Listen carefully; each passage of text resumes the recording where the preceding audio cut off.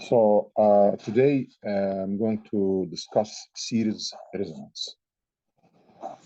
And since we are going to talk about series resonance, it means that we are going to have three elements in series: resistor, inductor, and capacitors. So in this circuit, we have R and we have L and we have T, and connected to voltage source, AC, sinusoidal wave, and it's E on angle 0, and the frequency is variable. We can change its frequency. The resistor is R, the inductor is L, the capacitor is C. And instead of going to formula, then I start the example. Just let's go ahead and assign numerical values for the parameters. In this circuit, we're going to take the resistance is equal to 10 ohm. L will be 10 millihenry, and the capacitor is equal to 1 microfarad.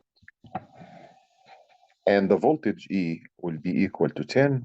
So we can say that if we talk about phasor, it will be 10 on angle 0 voltage. And of course, the frequency is variable. So the current will assume in this direction, in clockwise direction. Before I start the resonance, let's just understand what is the relationship between the reactance and the frequency. And I'm going to use the frequency omega, which is equal to 2 pi f.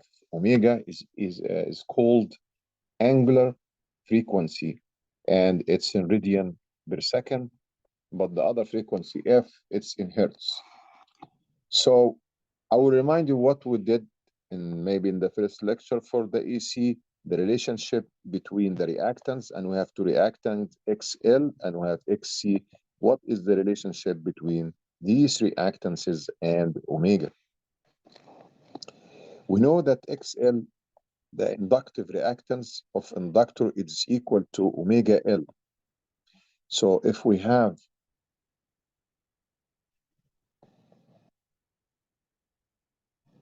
this plot for the relationship between omega and XL, let's take XL with the green. It will be as obvious here that the relationship is XL is directly proportional with omega. So every time omega is increasing, XL will be increasing like straight line. And that will be your XL, increase with omega, obviously from the equation. What about the reactance of a capacitor? Let's say now I want to find XC. We know that XC is equal to 1 over omega C. Well, so obviously the capacitive reactance inversely proportional to the omega. What does it mean? When omega is small, like 0, XC is going to be infinity. And when you look at omega, the frequency is high, like infinity. 1 over infinity will be equal 0. So when omega getting higher, the value is going to have very small value. So that's how inversely proportional. So obviously that there is a point here common between them, when at this point you can say that the value of XL and XC, they are equal. They intersect at this point. And it happened only at one frequency, which we call it omega naught, or the synchronous frequency. So the frequency where the reactance of the capacitance and the reactance of the inductor are equal, this frequency, it's called resonance frequency. So we are going to define it now.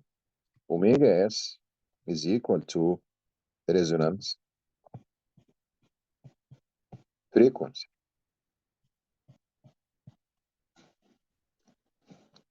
And to find this omega s, I just put XL is equal to XC.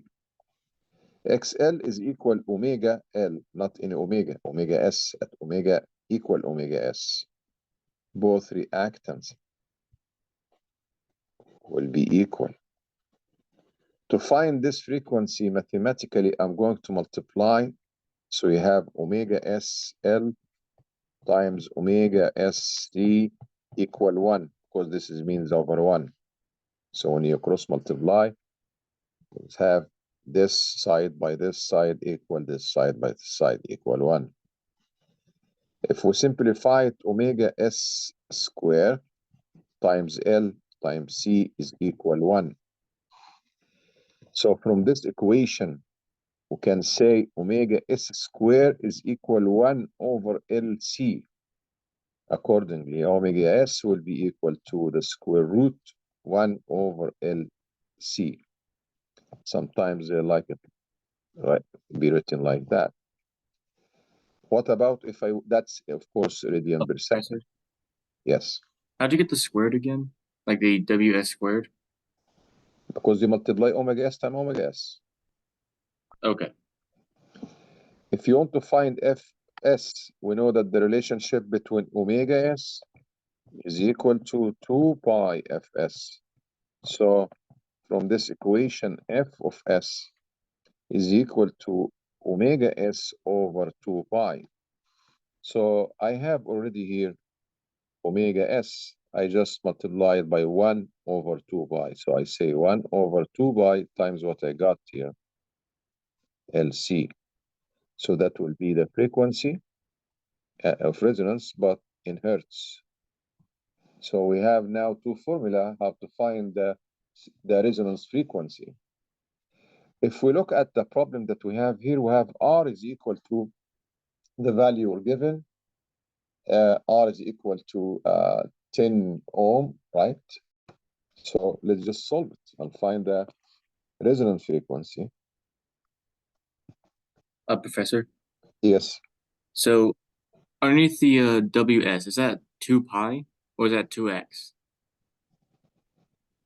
No, I didn't get it.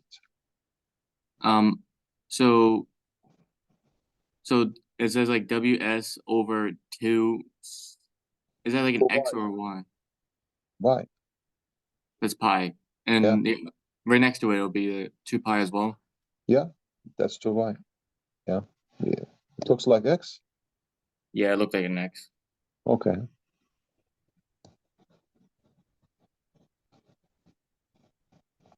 And that's the formula we found? Yeah, I just prove it now. Okay. R is equal 10 ohm in our circuit, and L is equal 10 millihenry, and C was equal to 1 microfarad. So I can find the frequency now. How to find the frequency? I put both in omega. I can find omega S equal to 1 over root square of LC. L is equal 10 times 10 negative 3 times C 1 times 10 negative bar 6. That will be equal to 1 over 10. You have here 10 power 1, 1 and negative 3, negative 2, negative 2, and negative, so be 10 negative 8 square root.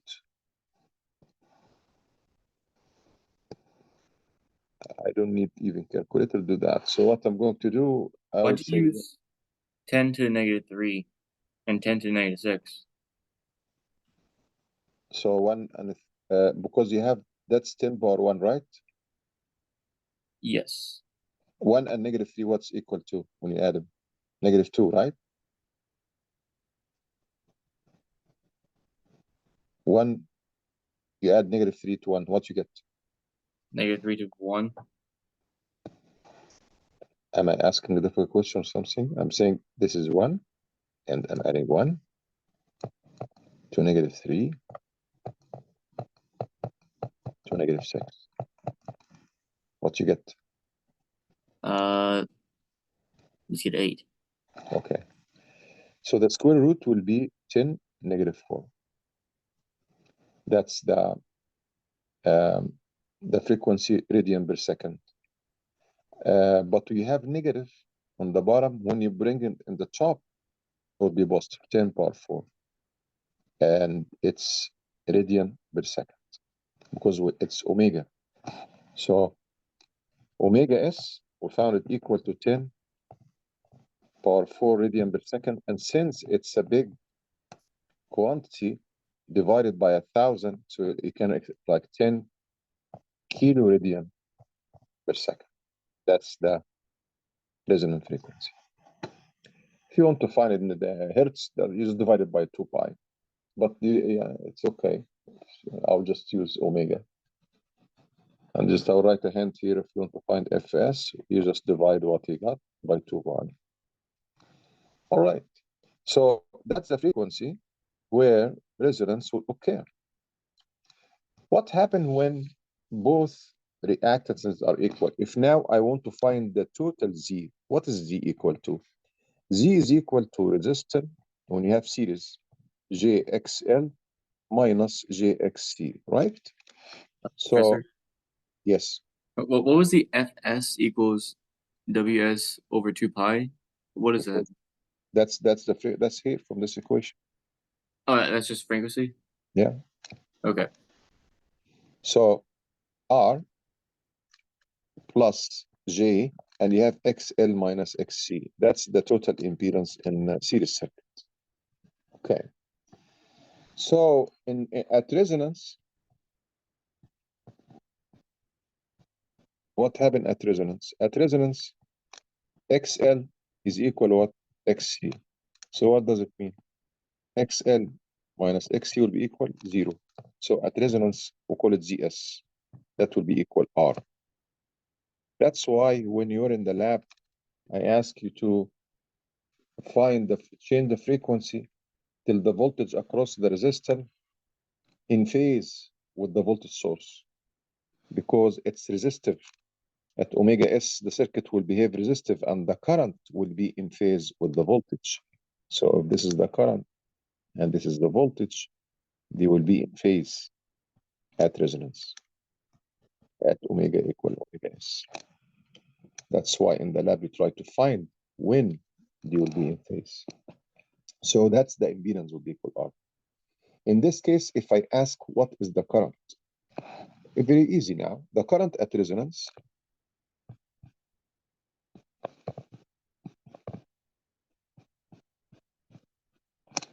I, resonance, call it S, it's equal the voltage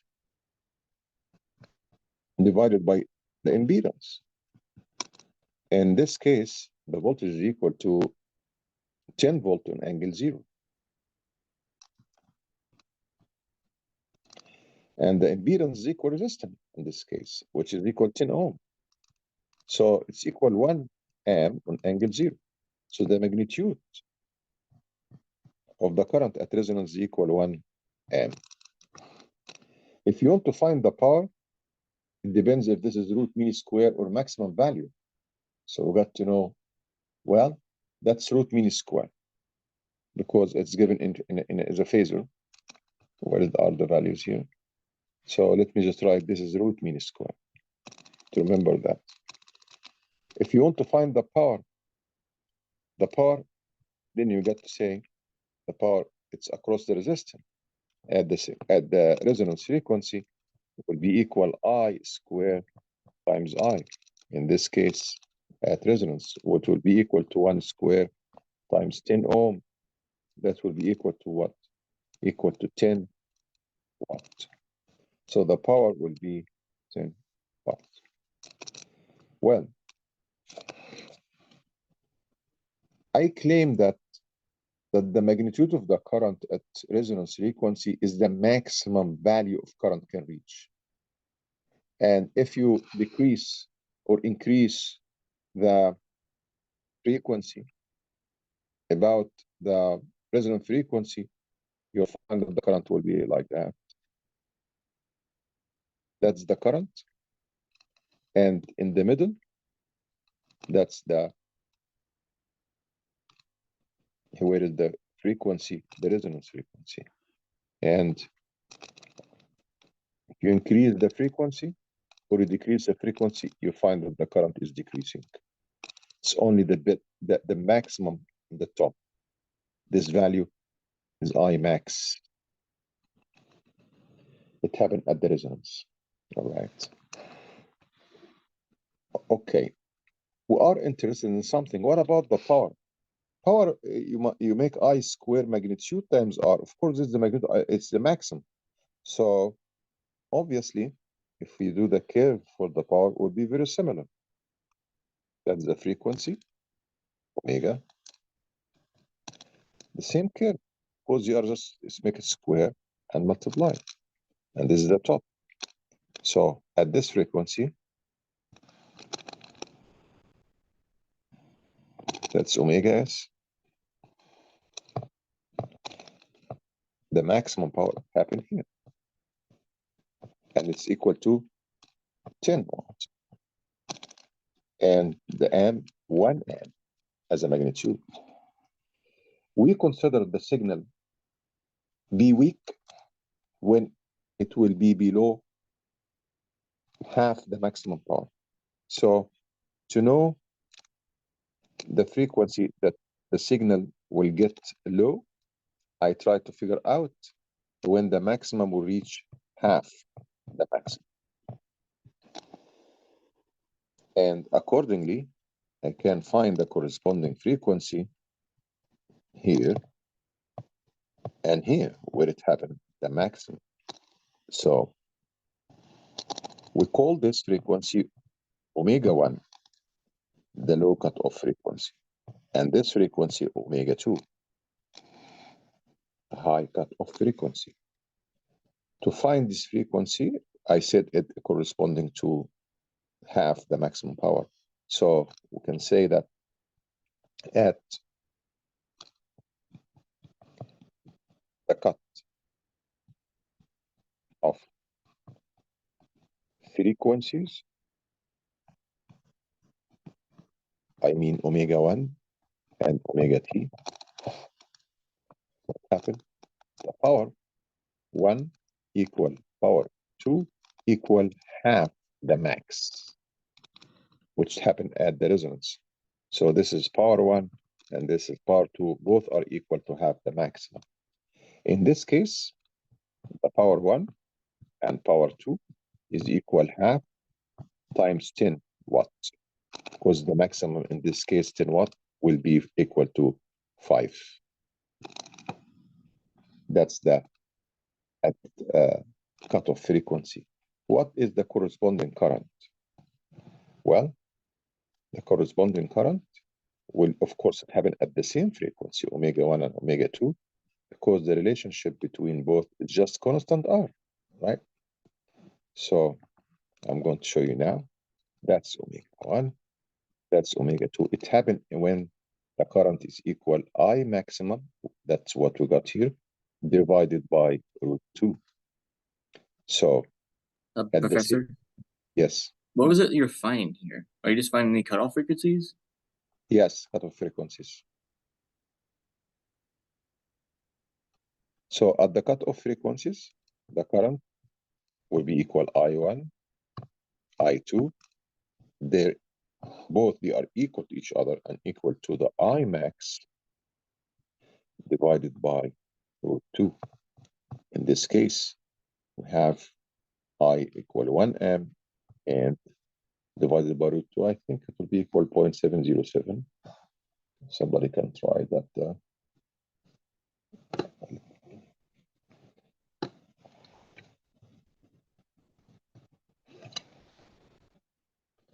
So that's how we can find how we define the cutoff frequency. Okay. And if somebody asks that, is the distance between omega 1 and omega s equal the distance between omega s and omega 2? Some people, they ask, is it symmetric? No, it's not. Generally, it's not symmetric. It's only symmetric when the quality factor is higher than 10. Of course, you don't know what's quality factor. We are going to do that now. But before just continue, I will describe what does it mean, the quality factor. What is the meaning of quality factor? We hear this terminology a lot, the quality factor. Well, the quality factor first was defined for inductor itself, because as you see from the lab, that any conductor has internal resistance, we call it DC resistance. You cannot avoid it because it's just made of wire. You cannot find any inductor without resistance.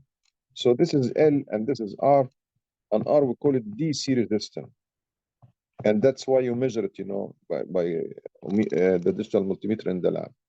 That's the internal resistance of the inductor, the resistance of the wire, that the coil itself. All right. So of course we like to have this value of the resistance very low. So we say that if you buy a coil and you find, how do you know it's good or bad, or good quality, not good quality? If its resistance is small compared to the inductor itself. So that's why they define something called quality factor. That's from where this word comes. Q is the quality factor, and it will be equal to XL over R. You see, they try to find the ratio between the inductor reactance and the resistance to know it's really good.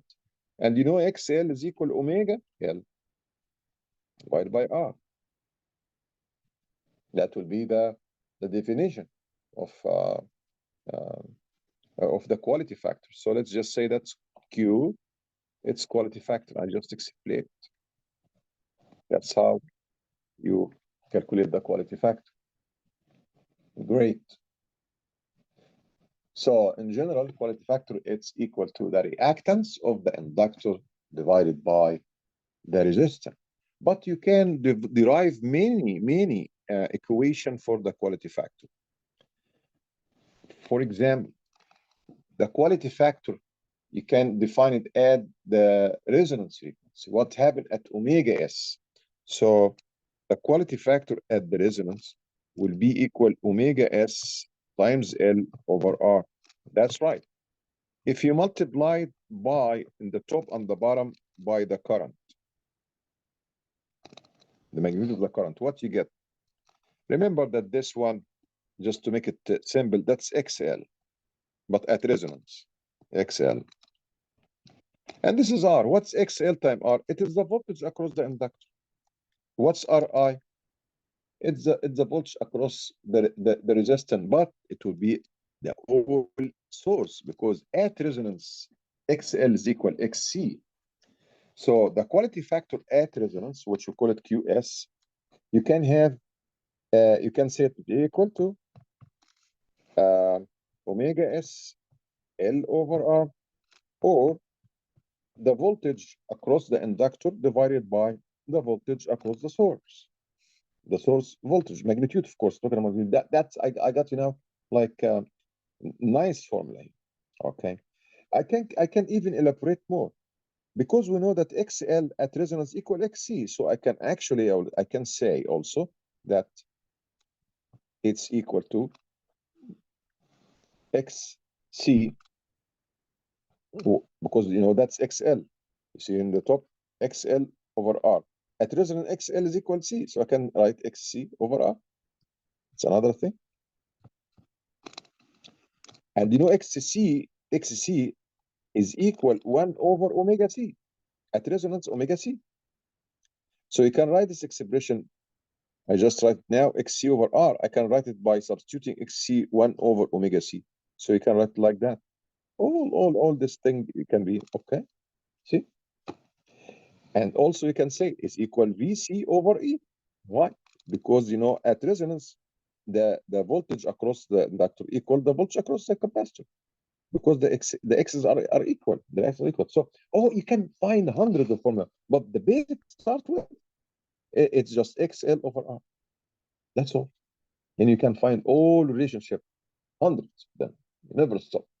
So that's the quality factor. The quality factor, I'm going to ask you a question. The quality factor, QS, is going to be equal to a number. Do you think this number should be high or low for good quality? High. High, that's right, because high it means XL is much bigger. So when they did many experiments, they found that good quality for XS that will be greater than 10 or at least equal 10. That will be good. If this happens, you'll find the bandwidth symmetric. That's this curve for current or voltage, whatever. So you know that this is omega S, and this is omega 1, and that's omega 2. This part will be equal to this part. When Q greater than or equal to 10. In this case, would be symmetric. This part equal this part. Okay. If you call this delta omega is equal omega 2, no, I will give it the right name. Let me just tell you. Did you hear about something called bandwidth? I'm sure you heard about bandwidth before, right? This part, bandwidth. But I want to make it general here because you can, you think only when Q greater than 10. No, bandwidth is a general one. If you have any curve and you have that's omega S, and as we know, that's the half power point. That's why they call it half power point. You see, remember half max? They call it what do you call this point? Half power frequency. Omega 1, omega 2. You call it cutoff frequency or half power frequency. Why? Because at omega 1, omega 2, power is equal half the max. So this is the frequency omega 1, and that's the frequency omega 2. The difference between omega 2 to omega 1, they call it bandwidth. So what is the bandwidth? It's omega 2 minus omega 1. Let's just write what does it mean. That's the bandwidth. So in the bandwidth, you can say you can enjoy the signal because the signal is high in this high. Below that will be low power. The signal will be weak in this area. So enjoy the frequency of signal or signals when they are in the bandwidth, because you'll be sure that their minimum power is half the maximum. Okay, so that's the definition of bandwidth. All right. If Q is equal 10, of course you know that will be equal. So that would be equal half the bandwidth, and this will be equal half the bandwidth, because for Q greater than 10, that will happen. So we can say that omega 1 is equal omega S minus half the bandwidth. However, the higher one, the cutoff frequency, the other high cut frequency, will be equal omega S plus half the bandwidth. That's in Q greater than or equal 10. If they're not equal, they're not going to be symmetric. Why'd you add in one of the bandwidths? Pardon me? On one of them, on the W1, you have subtraction. On W2, you have addition. Which one is bigger, omega 1 or omega 2? 2, because it keeps going. Omega 2 Or because it's positive. Omega 2 in this direction, right? That's why you add this omega S, right? In the middle. Okay. And then if you want bigger, you add. You want smaller, you subtract. Right? Yes. Okay. But this is only when Q, remember, when it's Q greater than equal 10. For this one, you got to calculate omega 1 and omega 2. It has a kind of complicated formula, but I'm going to give it to you. All right. So omega 1 equal to, let me just call it minus A plus B, and omega 2 A plus B. Where? I'm trying to make it simple for you. Then you will ask now, what's A, what is B? A is equal R over 2L. That's A. B is equal to, let me write it B square. B square is equal to R square over 4L square plus 1 over LC. That's the definition of A and B. You find A first, and B, and then you minus A plus B, you get the two frequency omega 1. That's general formula. Use it for any Q. But that's why all engineers, when they want to calculate, first they check the value for Q before they find omega 1 and omega 2. They check the value for Q, because if the Q greater than 10 or equal 10, then they can use the simple formula here. Omega 1 equal omega 2 equal, and that's done. Okay. So that's important.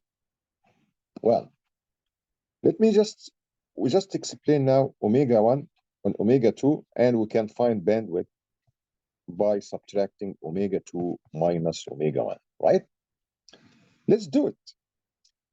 Omega 2 from the equation here is equal A plus B. So write A plus B.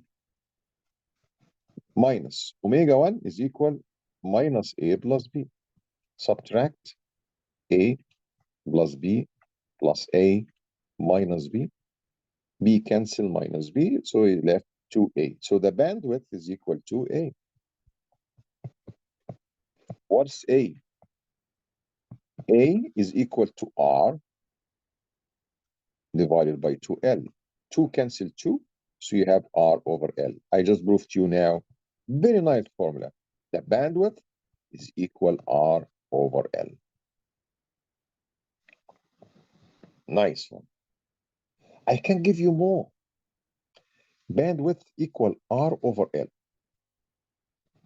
Bandwidth is equal R over L. What about if I multiply the top and the bottom by synchronous frequency? Professor? Yes. So what was the formula you just did? Is that like an example, or No, it's a formula. this is just formula for bandwidth? Yeah, formula for the bandwidth. Yeah. I don't have any numbers here. Yes. Yeah. It's just formula for bandwidth to find the A part? To find the bandwidth. You talk about this equation, right? Yes. Yeah, to find the bandwidth.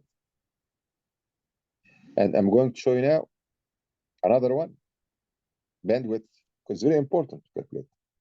If you multiply the top and the bottom by omega s, you don't change anything, right? Omega s times r is omega s times r. What about omega s times l? It's xl, right? XL at the synchronous. Do you remember Q factor? Q is equal XL over R, right? XL over R is equal Q. Let me just write. We know that Q is equal XL over R. We proved that before. So what's R over XL? It's the opposite of Q, 1 over Q, right? So it's equal omega S over Q. So I got another fantastic one. The bandwidth is equal to also omega S over Q. That's another one. So we got many relationship between bandwidth, omega S. Fantastic. All right. But I want to make an important remark. Bandwidth is the difference between omega 1. Just let me remind. The bandwidth, we know it's the difference between omega 2 and omega 1. So omega 1 and omega 2 and omega 1, that will be radian per second. What does it mean? It means that the bandwidth unit will be radian per second. But you can use frequency. If you want to use frequency, you have F2 minus F1. right? That will be hertz. But if you are going to use the hertz, this equation, you don't use it. You will use this one, bandwidth equal Fs over Q. So it depends on the unit of the bandwidth. So just because some they do mistakes, many make mistakes. So this one, radian per second. And this one, hertz. So if you're using hertz, use F over Q. Using radian second, ms over Q. Many formula we got here. So we want to take advantage of this formula and we'll go ahead and solve our problem that we have here. Let's find QS for the example here. Let me go back now to the example. We found R is given, I'm sorry, R10, L, C is given, and we got what? We got omega S, we got the maximum current, max. So let me just write what we got till now in our example. So in the example, just working on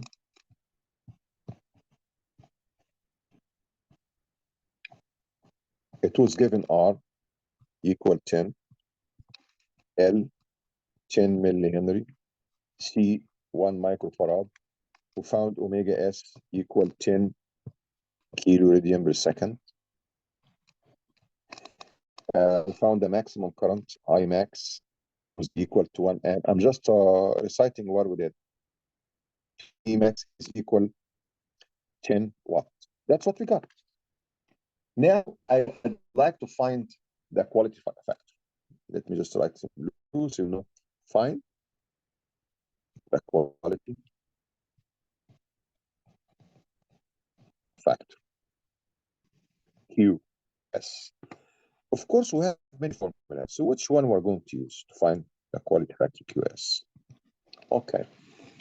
If you observe Q here, when we did it in the top, you can use the parameter itself, like L and R.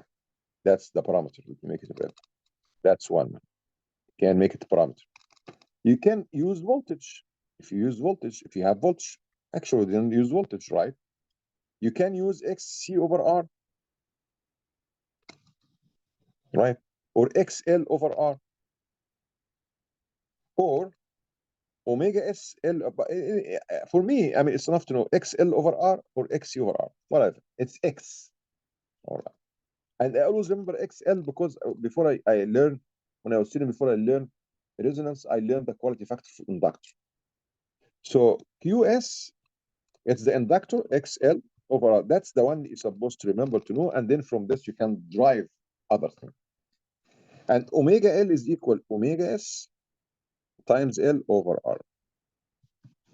What's omega S? We have 10 kilo radian per second. What's L? It's equal 10 millihenry. What's R? 10 ohm. All nice numbers, tens. I don't need even calculator for that. 3 negative 3D cancel, right? 10 and 10, 100, 100 over 10 will be equal 10.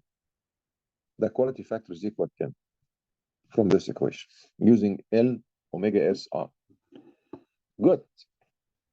That's the quality factor. All right. So, can you find the bandwidth? Yes, we can find the bandwidth. How you find the bandwidth? I just drive two equations just now, just 1 minute ago. The bandwidth is equal omega S over Q or Fs over Q. I'm going to use this one because I have the radian per second. I have omega S radian per second. And I'm using XL omega, so that's radian per second. So I will say that the bandwidth is equal to omega S over QS. All right. Omega S is equal 10 kilo radian per second, 10 times 10 power 3. QS is equal 10. So what's the bandwidth? 10 bar 3 radian per second. You can say 1 kilo radian per second. Nice. Once you get the frequency, everything is done. I use this formula to find the bandwidth. Now, why did you use that one again? Because it's... Everything is ready. I have omega S, I have QS calculator, so I mean, they are just easy. That's the basic equation, and since everything is there, I didn't spend any energy because I have QS, I have omega S, I use this one. That's why. So now, once we found the bandwidth, you want to find omega 1, you can find omega 2, you can go ahead and do it. Since, and I'm going to use the nice formula. Why? Because I'm lucky in this equation, in this example. We got why I'm lucky, because Q is 10, the minimum value to have a symmetric current and power with omega, right? Q, we said the minimum is Q10. Remember, we said it's only symmetric when Q is greater than or equal to 10. It will be this part equal this part, and define omega 1, omega 2 using this form. Now I'm going to do that, and I'm going to show the exact one too, but I'm going to use the easy one. Since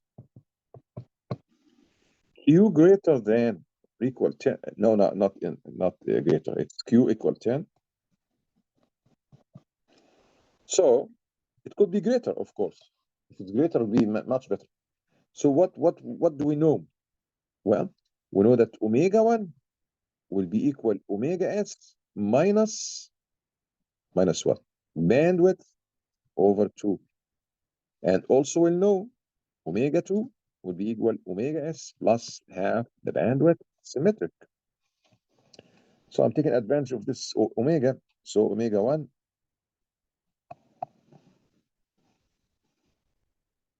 equal omega S is equal 10 kilo radian per second. Remember, I'm going to use kilo because I mean the bandwidth is equal what?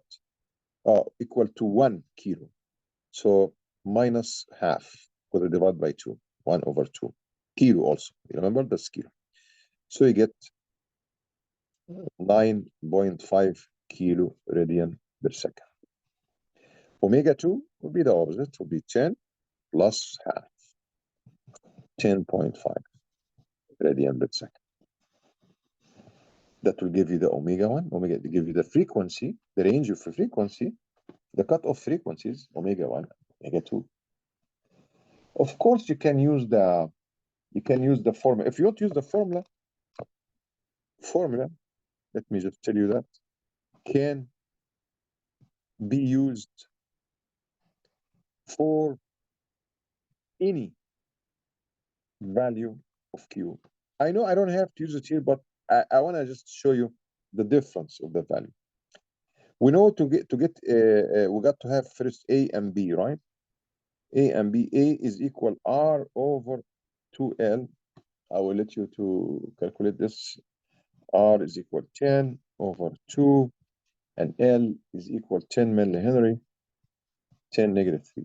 And I will let you calculate this. B square, we said that B square equal to what, if you remember? Okay, let me get the, it's equal, I think, R square over 4L. Yes, R square over 4L square plus 1 over LC. R square 10 square over 4. L is equal 10 millihenry square, and times 1 over L, 10 negative 3, C1 microfarad. And you get the value. After you get the value, you get square root the value. I will let you just do that exercise, and I will show you now how you calculate omega 1 and omega 2. Let's say that we got the value for A and B. All right. I got actually A, just to check your answer. I got A is equal 500 and to 500 radian per second. Yes, I worked with radian per second. B, after you do the square root, I got it 10 2 point, you can round the number 5, yes, radian per second. So to find omega 1, I would say minus A. What was the answer for B? Answer, that's it, 10012.5. 10012.5. Yeah. Minus A will be minus 500 plus B, and I got 9,512.5 radian per second. All right. And omega 2, I'm going to add A plus B. 500 plus 10012, 10,012.5. I got 10,512.5 radian per second. Of course, if you convert that to kilo, you divide by 1,000, you get 9.5, right? Kilo radian per second. 9.51213, if you want to make exact. This one you get 10.513 kilo radian per second. Look at the answer and look the answer that we got here. Very close. But this happened only when Q greater than or equal 10. Okay. Let's see something interesting here. I want to find the value for XL and XC at the resonance and before the resonance at the cutoff frequency. So it's easy. I know it's easy because we know that XL in general is equal omega L and XC is equal 1 over omega T. Just to show you the value for XL and XC. First at resonance. At resonance, when omega equal omega S equal 10 kilo radian per second. What is the value of XL? Omega S, which is equal 10 times 10 power 3. That's omega. L, 10 millihenry. What the value now? 3 and negative 3, they cancel, 10, 100. 100 watt ohm. Let's find now XC. I'm finding at resonance, remember. What's XC? 1 over omega C. What's omega? 10 times 10 power 3. What is C? 1 microfarad.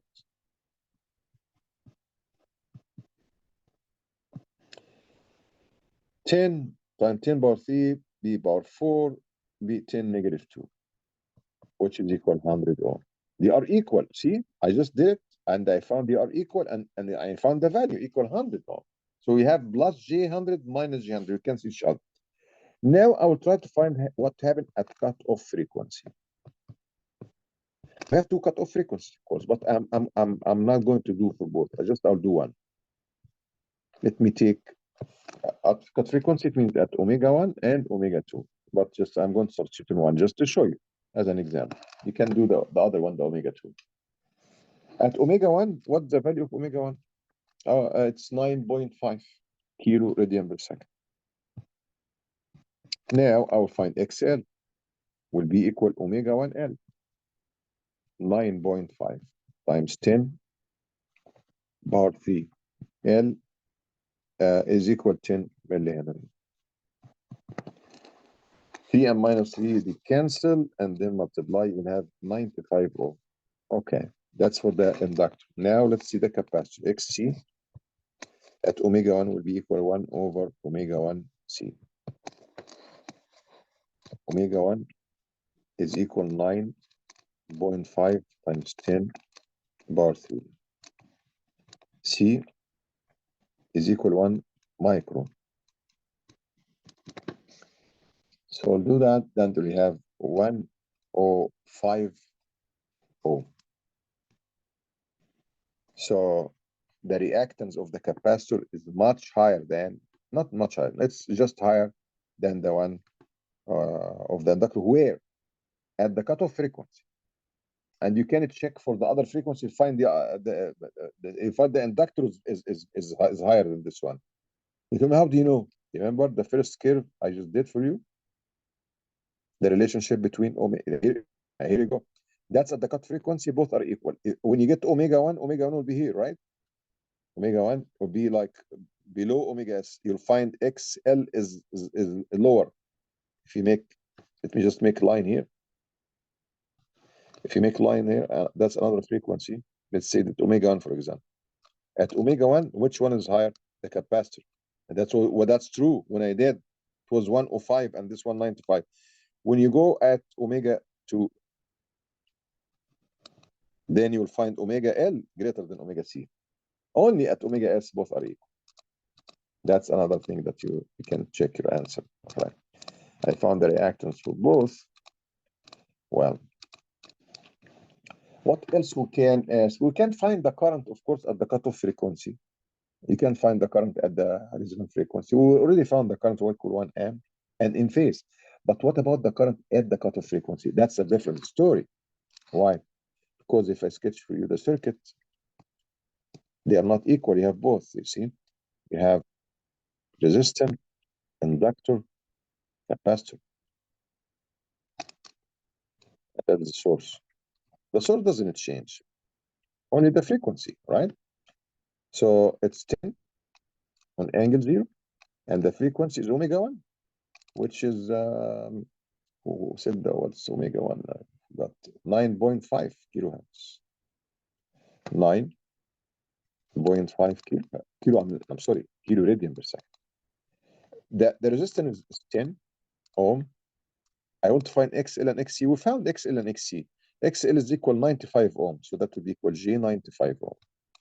And C 105 ohm. These are the values for XL and XC at omega 1, right? We just calculate. Sir? Yeah. What are we trying to find here?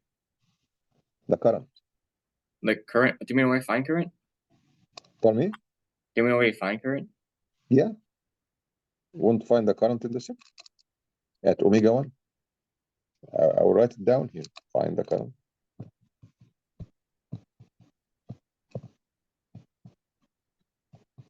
I1. Why I call it I1 at omega equal omega 1. That's fine. So how to find the current? We are going to use Ohm's law.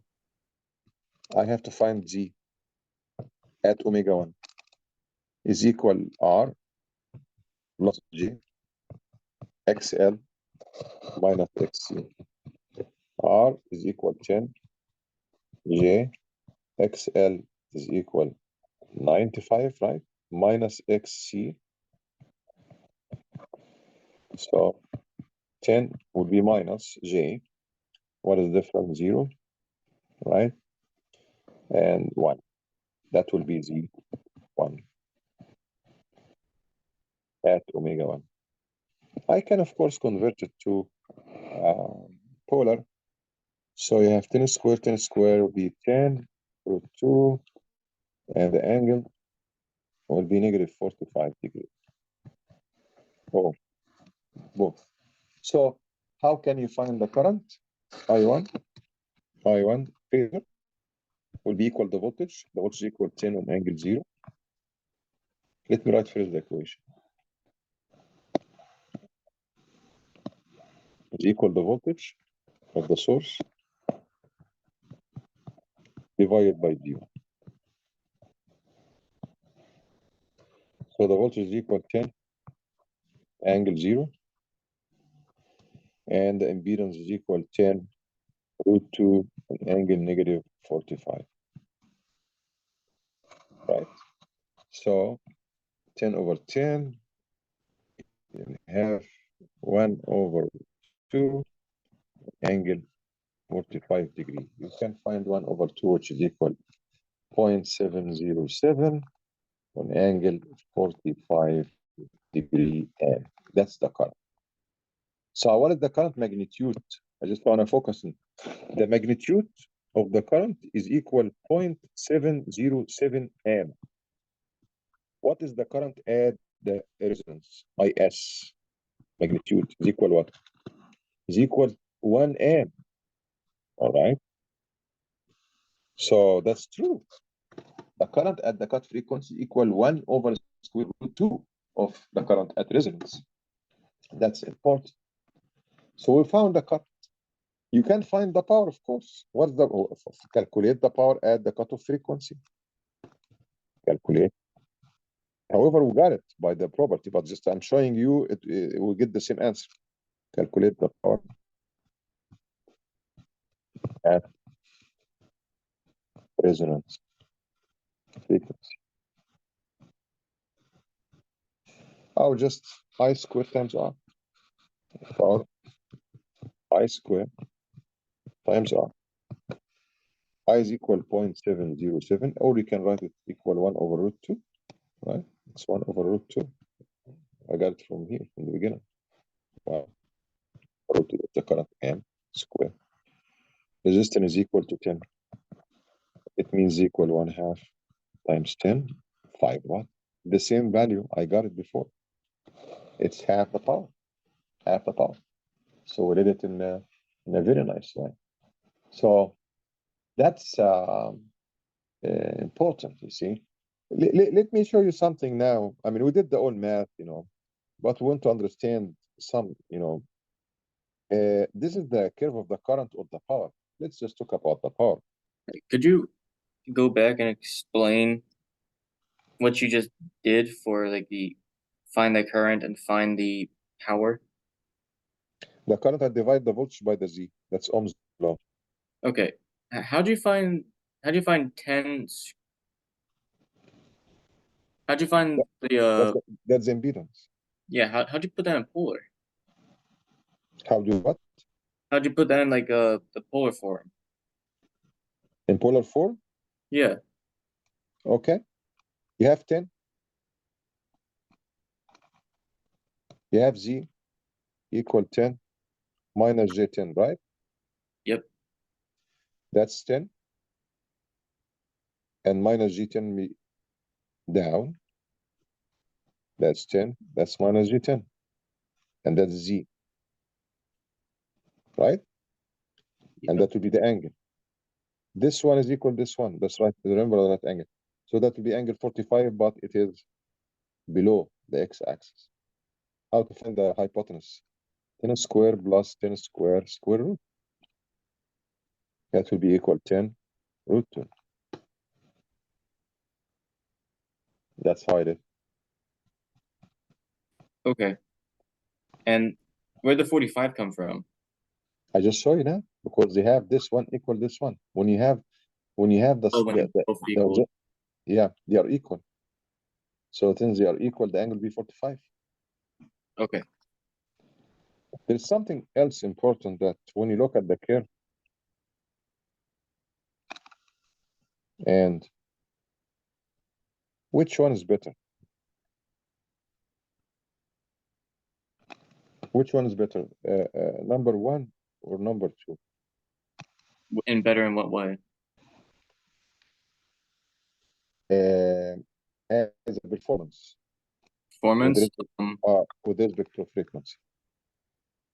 It'll be number 1. No, number 1 is worse than number 2. Imagine that you have a radio in your car and you want to listen to specific station, and the station is at, like, say, at frequency 100 kilohertz. So this will be your frequency, 100 kilohertz.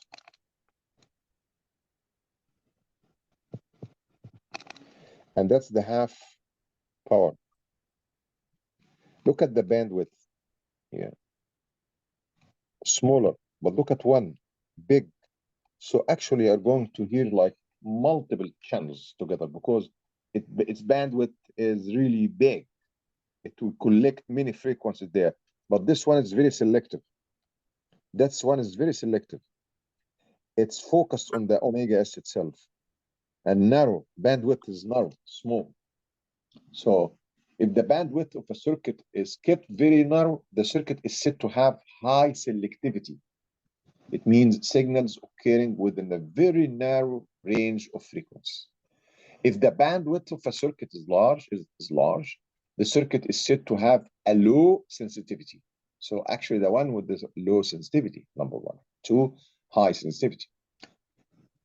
And the elements of a series resonance circuit determine not only the frequency at which the circuit is resonant, but also the shape and hence the bandwidth of the power response curve, because if you look at 1 and 2, you want to compare between their L and C, you will find the following.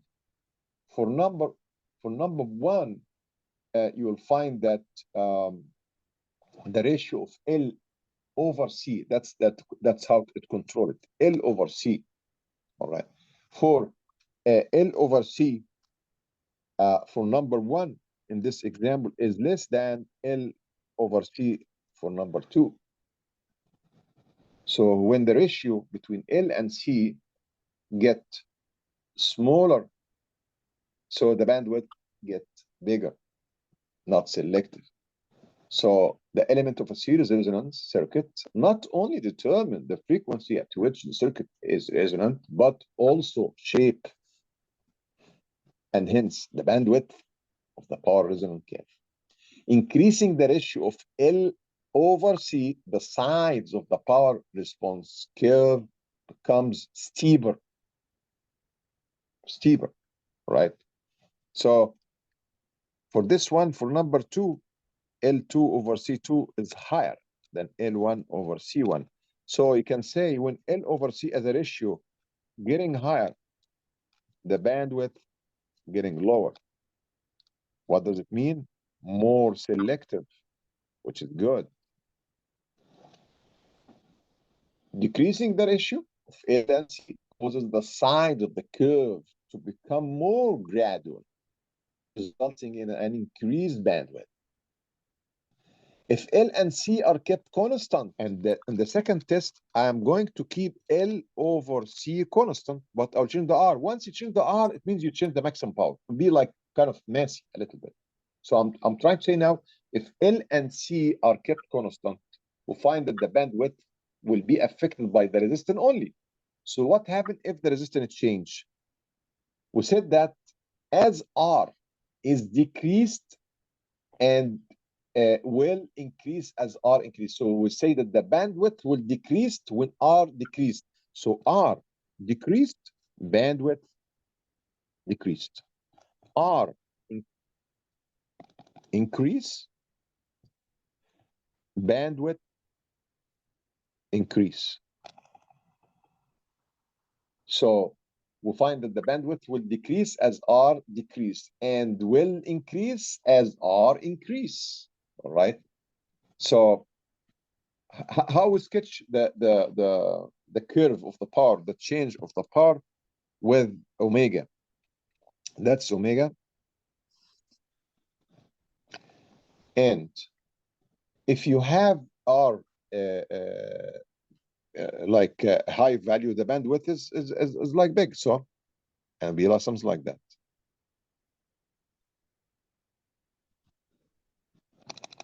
That's the curve shouldn't look like that. It should be curved like a little bit like, well, okay. And this is your omega s. We're fixing, of course, omega s. Okay. This is the value of this curve R. Okay. And this R is high, is big. So obviously that is the maximum. And then you will look for the bandwidth, the half. This is the one, like 1 square and a half. So the half be like 3/4. So that will be the half power. So here you go, the bandwidth, omega 1 and omega 2. That's the bandwidth. When you decrease the resistance, it will be like that. The power will go like that.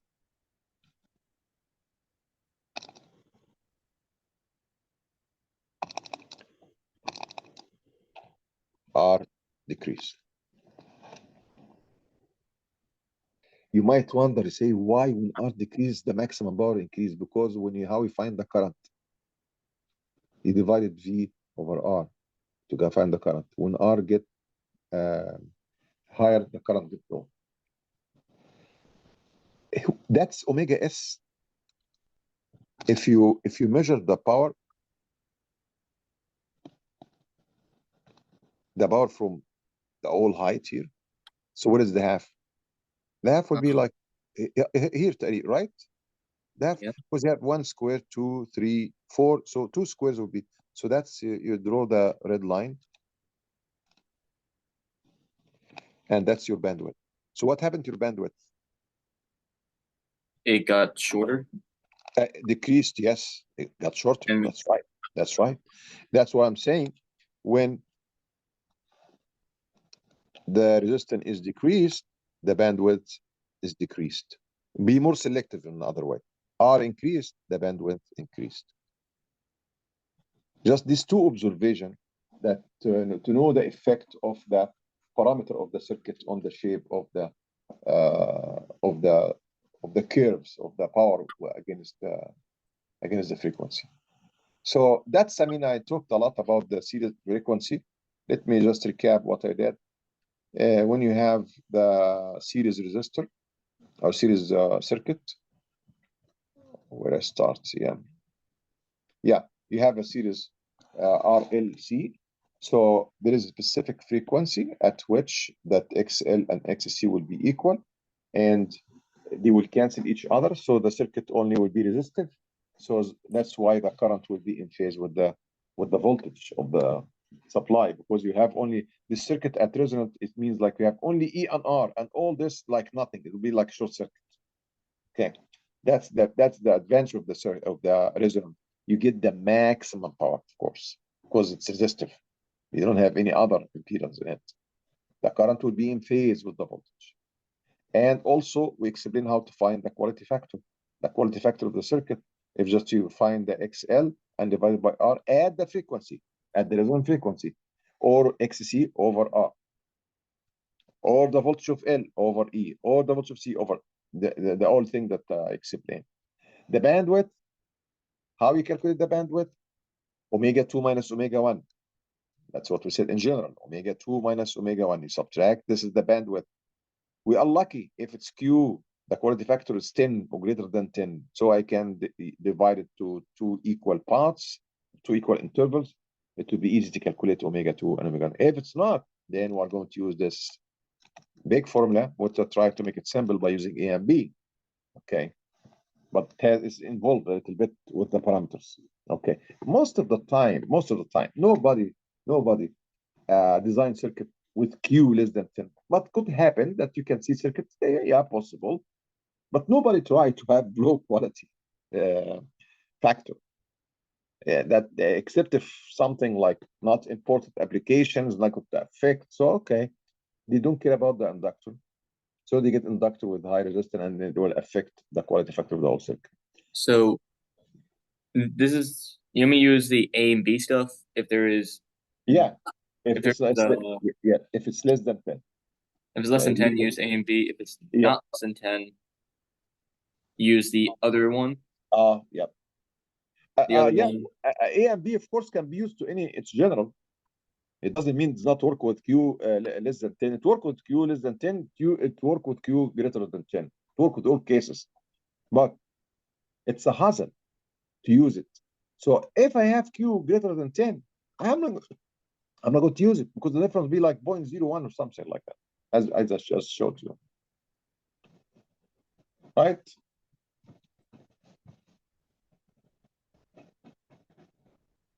Can you show me the formula I'll have to use, like the standard formula, not the special one if it's less than 10? Just in front of you? Oh, this is the one if it's not less than 10. That's general one, yeah.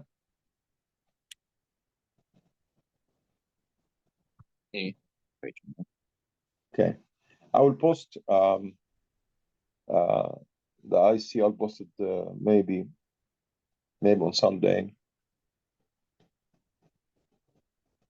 Wait, okay, and what? then the second lecture will be on Monday, not tomorrow. Monday. Okay, and you're posting what? ICP. Is that going to be posted tomorrow? No, Sunday. Tomorrow I'm going to some school. Okay. So Sunday, yes, yeah. Okay.